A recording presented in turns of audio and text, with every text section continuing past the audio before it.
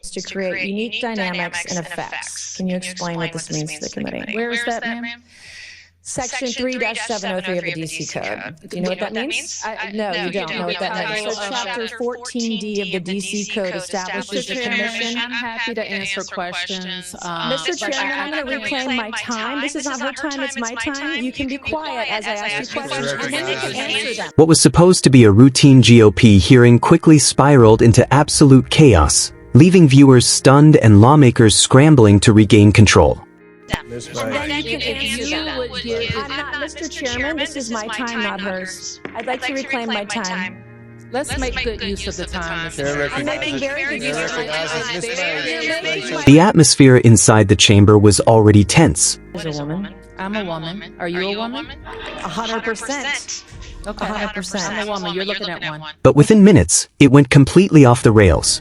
Republican members tried to push their narrative hard. Of the man that Tyler Robinson that murdered, assassinated, martyred Charlie Kirk. He lied and said he was MAGA. Tyler Robinson was not MAGA, not one bit. He was part of Antifa. He was in a relationship. He was in a relationship with someone who identified as furry and trans. But instead of focusing on facts and policy, the hearing descended into shouting matches, finger pointing, and constant interruptions. And this is an absurd lie. And so I moved to table the motion to subpoena. It looked less like a serious government proceeding and more like a reality TV spectacle. At the center of the storm were Republican lawmakers clashing not only with Democrats but also with one another. Some GOP members openly contradicted their colleagues, exposing deep fractures within their own party.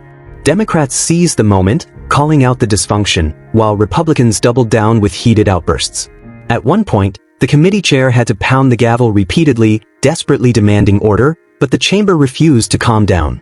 The spectacle was so unhinged that several clips instantly went viral online, showcasing lawmakers screaming over each other while the public watched in disbelief. What makes this meltdown even more revealing is how it highlights the state of today's GOP. Instead of presenting a unified front or addressing issues with clarity, the party's infighting and chaotic approach ended up overshadowing everything else. The very hearing they intended to use as a weapon against their opponents turned into a public embarrassment. By the end, frustrated aides were seen whispering behind the scenes, while exhausted lawmakers stormed out without resolutions or meaningful progress. For millions of Americans watching, this wasn't just political theater, it was another reminder of how dysfunction continues to grip the Republican Party. And with the nation facing serious challenges, the image of elected officials screaming in a hearing room rather than solving problems struck a nerve across social media. The chaos may have ended in the chamber, but the fallout is only beginning, as this explosive breakdown will be replayed and dissected for days to come.